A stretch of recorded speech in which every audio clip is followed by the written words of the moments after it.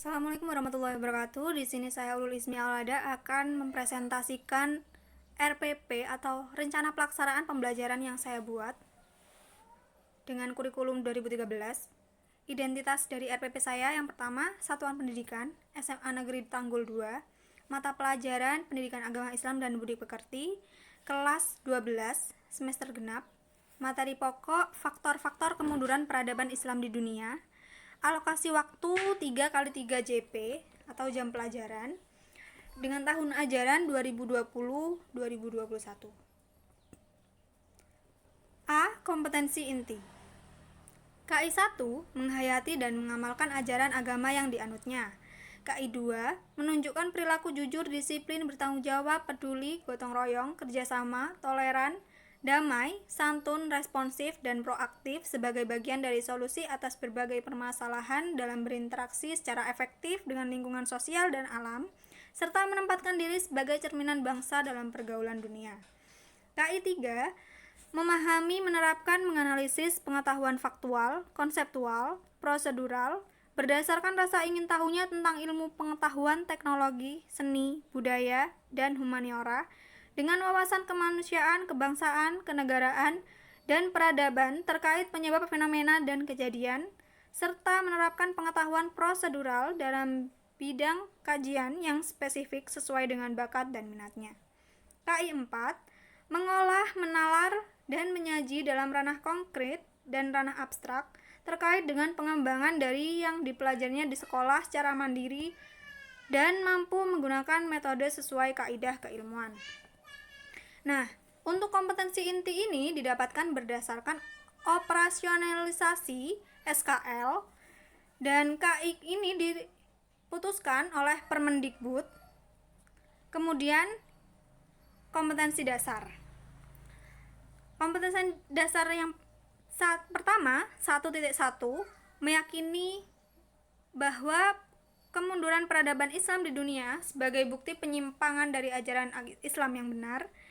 2.11, mewaspadai secara bijaksana terhadap penyimpangan ajaran Islam yang berkembang di masyarakat. 3.11, menganalisis dan mengevaluasi faktor-faktor penyebab kemunduran peradaban Islam di dunia. 4.11, menyajikan faktor-faktor penyebab kemunduran peradaban Islam di dunia. Nah, KD atau kompetensi dasar ini dirumuskan berdasarkan KI yang telah dioperasionalisasikan dari SKL. Lalu, KD ini menjadi dasar perumusan indikator pencapaian kompetensi. Indikator pencapaian kompetensi ini dibuat berdasarkan peninjauan ulang terhadap KIKD, silabus, dan sebagainya. Indikator pencapaian kompetensi pada kompetensi dasar 1.11 adalah 1.11.1 menempatkan kemunduran peradaban Islam di dunia sebagai bukti dari penyimpangan ajaran Islam. 1.11.2 menyatakan setuju bahwa kemunduran peradaban Islam di dunia sebagai bukti dari penyimpangan ajaran Islam yang benar. Lalu 2.11.1 itu berasal dari kompetensi dasar 2.11, yaitu membenarkan adanya penyimpangan ajaran Islam yang berkembang di masyarakat. 2.11.2 menolak terhadap penyimpangan ajaran Islam yang berkembang di masyarakat. Lalu, indikator pencapaian kompetensi 3.11.1. 3.11 ini didapatkan dari kompetensi dasar 3.11. Nah, 3.11.1 mengidentifikasi faktor-faktor penyebab kemunduran peradaban Islam di dunia. 3.11.2 menjelaskan faktor-faktor penyebab kemunduran peradaban Islam di dunia. 3.11.3 menganalisis faktor-faktor penyebab kemunduran peradaban Islam di dunia. 3.11.4 mengevaluasi faktor-faktor penyebab kemunduran peradaban Islam di dunia. Lalu 4.11.1 berasal dari KD 4.11 yang berbunyi membuat paparan faktor-faktor penyebab kemunduran peradaban Islam di dunia. 4.11.2 Menyimpulkan faktor-faktor penyebab kemunduran peradaban Islam di dunia. Oke. Selanjutnya yaitu tujuan pembelajaran. Untuk pertemuan pertama atau pertemuan 1, melalui metode kooperatif dengan teknik jigsaw, siswa dapat 3.11.1 mengidentifikasi faktor-faktor penyebab kemunduran peradaban Islam di dunia. 3.11.2 menjelaskan faktor-faktor penyebab kemunduran peradaban Islam di dunia. 3.11.3 menganalisis faktor-faktor penyebab kemunduran peradaban Islam di dunia. 3.11.4 mengevaluasi faktor-faktor penyebab kemunduran peradaban Islam di dunia. Lalu pertemuan 2 ini dilakukan melalui metode kooperatif teknik The Power of Two. Siswa dapat 4.11.1 membuat paparan faktor-faktor penyebab kemunduran peradaban Islam di dunia. 4.11.2 menyimpulkan hikmah dari faktor-faktor penyebab kemunduran peradaban Islam di dunia.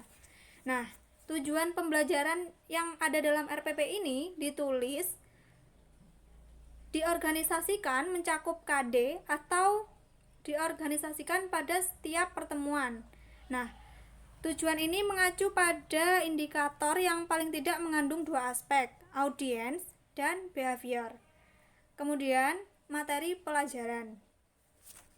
Faktor-faktor penyebab kemunduran peradaban Islam di dunia yang terbagi menjadi dua faktor, faktor internal dan faktor eksternal. Kemudian, hikmah dari faktor-faktor penyebab kemunduran peradaban Islam dunia.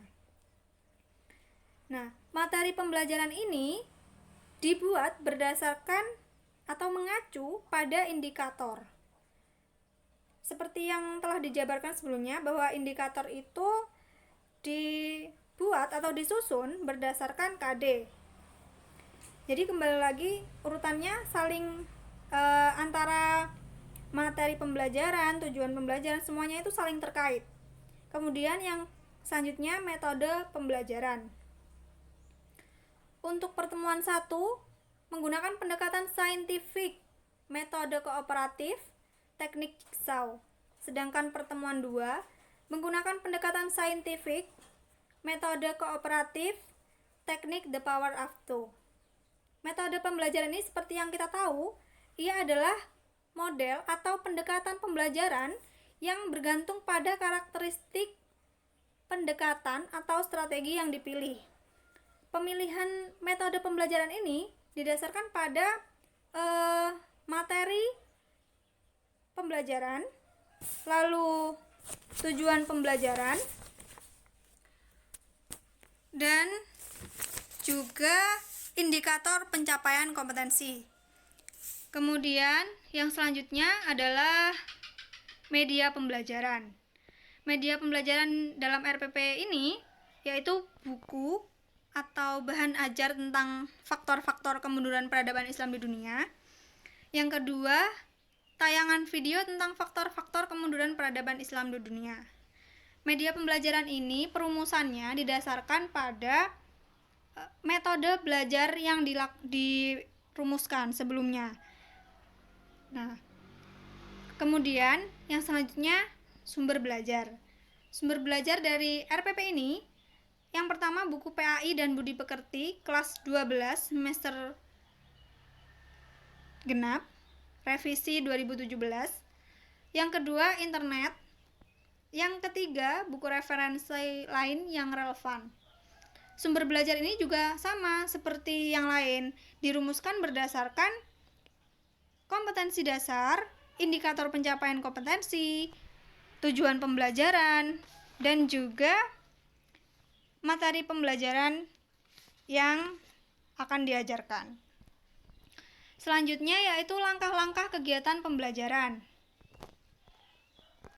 Langkah-langkah kegiatan pembelajaran ini disusun dalam bentuk seluruh rangkaian kegiatan yang sesuai dengan karakteristik model pembelajaran yang dipilih, serta menggunakan urutan sintaks sesuai dengan modelnya.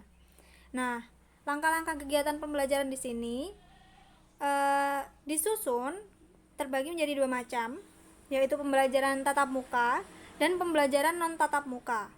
Untuk pembelajaran tatap muka pada pertemuan pertama, kegiatannya berupa pendahuluan,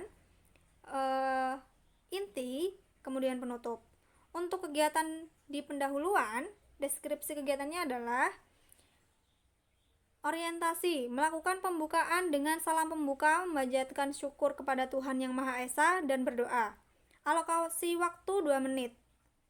Untuk penentuan alokasi waktu sendiri, itu disesuaikan pada kebutuhan guru dalam melakukan kegiatan itu. Misalkan pada orientasi, melakukan pembukaan dengan salam pembuka, memanjatkan syukur kepada Tuhan Yang Maha Esa, dan berdoa. Guru mempertimbangkan berapa lama waktu yang dibutuhkan bagi siswa untuk melakukan kegiatan ini. Kemudian yang kedua, persepsi, mengaitkan materi tema kegiatan pembelajaran dengan pengalaman peserta didik dan materi atau kegiatan sebelumnya. Alokasi waktunya 3 menit. Kemudian motivasi, memberi gambaran manfaat dari mempelajari materi yang akan dipelajari dalam kehidupan sehari-hari. Menyampaikan tujuan pembelajaran pada pertemuan yang berlangsung. Untuk alokasi waktunya yaitu 5 menit. Kemudian acuan, memberitahukan materi pelajaran yang akan dibahas pada pertemuan saat itu. Baru kemudian pembagian kelompok belajar. Alokasi waktunya 5 menit. Lalu pada kegiatan inti, deskripsi kegiatan pertama yaitu mengamati, lembar kerja materi faktor-faktor kemunduran peradaban Islam di dunia. Pemberian contoh materi faktor-faktor kemunduran peradaban Islam di dunia untuk dapat dikembangkan peserta didik. Alokasinya 15 menit karena mulai dari pembagian lembar kerja materi dan pemberian contoh materi faktor-faktor ini membutuhkan waktu yang cukup lama. Kemudian mengajukan pertanyaan seputar faktor-faktor kemunduran peradaban Islam di dunia yang tidak dipahami. Alokasi waktunya 15 menit. Kemudian kegiatan mengeksplorasi atau mengumpulkan informan, mengamati dengan seksama materi faktor-faktor kemunduran peradaban Islam di dunia. Peserta didik dan guru secara bersama-sama membahas materi faktor-faktor kemunduran peradaban Islam di dunia. Mempresentasikan ulang materi faktor-faktor kemunduran peradaban Islam di dunia.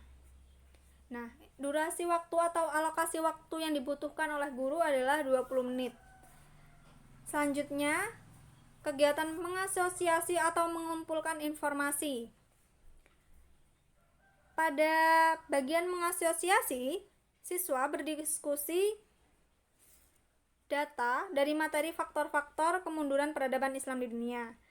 Baru kemudian peserta didik mengerjakan soal mengenai faktor-faktor kemunduran peradaban Islam di dunia dengan alokasi waktu 20 menit. Yang terakhir, mengkomunikasikan.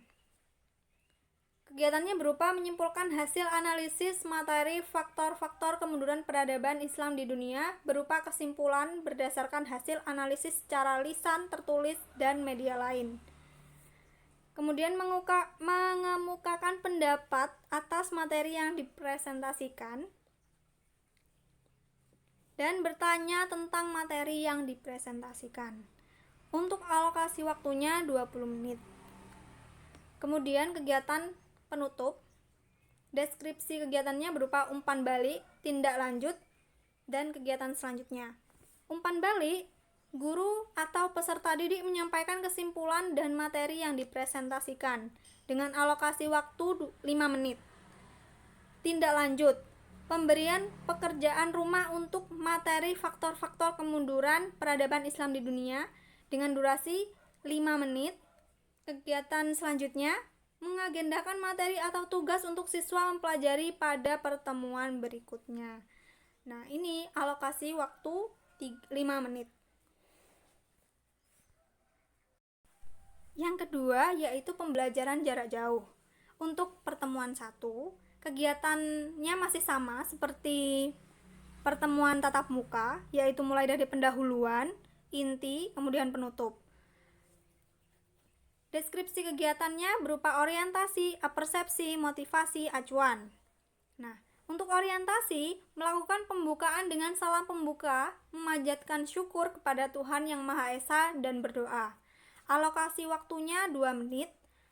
Apersepsi, mengaitkan materi atau tema atau kegiatan pembelajaran dengan pengalaman peserta didik dengan materi atau kegiatan sebelumnya dan hari ini. Itu alokasi 3 menit. Kemudian motivasi, mengajukan pertanyaan untuk memantik pengetahuan siswa terhadap materi yang akan disampaikan dengan alokasi waktu 5 menit. Kemudian acuan, memberitahukan materi pelajaran yang akan dibahas pada pertemuan saat itu. Kemudian pembagian kelompok belajar dengan alokasi waktu 5 menit. Kemudian kegiatan inti. Deskripsi kegiatan masih sama seperti pada pertemuan tatap muka, yaitu mengamati, menanya, mengeksplorasi, mengasosiasi, dan mengkomunikasikan. Untuk mengamati, pemberian materi faktor-faktor kemunduran peradaban Islam di dunia melalui media Google Classroom atau WhatsApp Group, atau bisa juga dilakukan Google Meet yang alokasi waktunya 15 menit. Kemudian penyampaian materi faktor-faktor kemunduran peradaban Islam di dunia melalui media Google Meet. Menanya, memberikan kesempatan bagi siswa bertanya terkait materi faktor-faktor kemunduran peradaban Islam di dunia dengan alokasi waktu 15 menit. Mengeksplorasi, guru dan peserta didik melakukan pembahasan mendalam tentang faktor-faktor kemunduran peradaban Islam di dunia. Siswa melakukan presentasi ulang terhadap materi faktor-faktor kemunduran peradaban Islam di dunia dengan alokasi waktu 20 menit. Mengasosiasi atau mengumpulkan informasi, pemberian soal oleh guru pada peserta didik setelah diadakan diskusi melalui Google Meet dengan alokasi waktu 20 menit. Mengkomunikasikan, memberikan waktu kepada peserta didik untuk bertanya pada presentator kelompok terhadap materi yang telah disampaikan secara bergantian dengan alokasi waktu 20 menit. Kemudian kegiatan penutup, umpan baliknya, yaitu guru memberikan penjelasan terkait pertanyaan yang dilontarkan siswa pada kelompok, lalu menyimpulkan hasil presentasi hari itu dengan alokasi waktu 5 menit. Tindak lanjut, pemberian tugas mandiri untuk pemahaman lebih jauh kepada siswa tentang materi faktor-faktor kemunduran peradaban Islam di dunia dengan alokasi waktu 5 menit. Kegiatan selanjutnya yaitu memberikan tugas kepada peserta didik untuk mempelajari dan mempersiapkan materi minggu depan untuk dipresentasikan, yaitu berjumlah 5 menit. Selanjutnya adalah penilaian. Penilaian ini dijabarkan atas teknik penilaian, bentuk instrumen, dan instrumen yang dipakai. Nah, penilaian ini terdiri dari penilaian sikap, kemudian observasi, penilaian pengetahuan, penilaian tes keterampilan. Nah, kemudian untuk penilaian sikap itu terdapat indikator sikap, yang mana indikator sikap ini ditentukan berdasarkan tinjauan ulang terhadap KD, silabus, kemudian KI, yang kemudian dirumuskan menggunakan kata kerja operasional. Contohnya adalah yang pertama, mengetahui bahwa terdapat 2 faktor, internal dan eksternal, yang menjadi penyebab mundurnya peradaban Islam di dunia. 2. Meyakini bahwa terdapat 2 faktor, internal dan eksternal, yang menjadi penyebab mundurnya peradaban Islam di dunia. Ketiga, meningkatkan semangat menuntut ilmu sebagai bentuk perwujudan manfaat mempelajari faktor-faktor kemunduran peradaban Islam di dunia. Yang keempat, mengerjakan tugas dan tanggung jawab sebagai siswa sebagai bentuk semangat menuntut ilmu guna mewujudkan manfaat mempelajari faktor-faktor penyebab kemunduran peradaban Islam di dunia. Untuk penskorannya itu nomor 1 didasarkan pada tidak pernah, 2 kadang-kadang, 3 sering, 4 selalu. Selanjutnya observasi, yaitu berisikan tentang tabel, nomor, nama siswa, aspek yang diamati, jumlah, kemudian keterangan.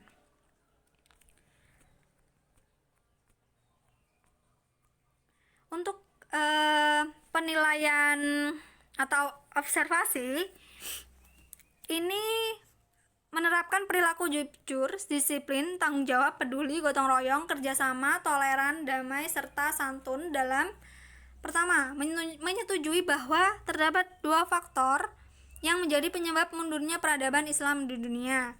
Meyakini bahwa terdapat dua faktor yang menjadi penyebab mundurnya peradaban Islam di dunia.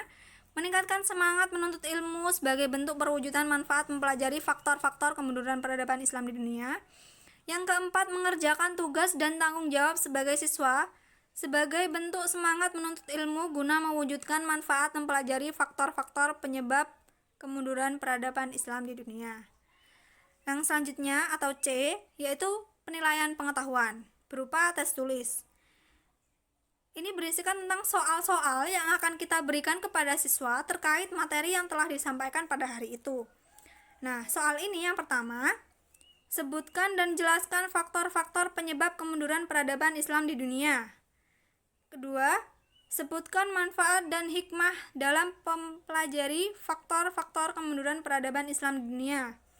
Ketiga, berikan gambaran sikap dalam mewujudkan manfaat dan hikmah dari mempelajari faktor-faktor kemunduran peradaban Islam di dunia dalam kehidupan sehari-hari. Yang terakhir, penilaian tes keterampilan atau unjuk kerja. Nah, aspek yang dinilai di sini pada tes keterampilan yang pertama, menghafalkan faktor-faktor kemunduran peradaban Islam di dunia. Skor penilaian berdasarkan A. Tidak bisa, B. Terbata-bata, C. Lancar, E. Sangat lancar. Nilainya didapat dari skor yang sudah didapat oleh siswa dibagi dengan skor maksimal lalu dikali dengan 100. Yang kedua, mempresentasikan faktor-faktor kemunduran peradaban Islam di dunia. Kriteria penilaian di sini terbagi menjadi 4, A, B, C, D.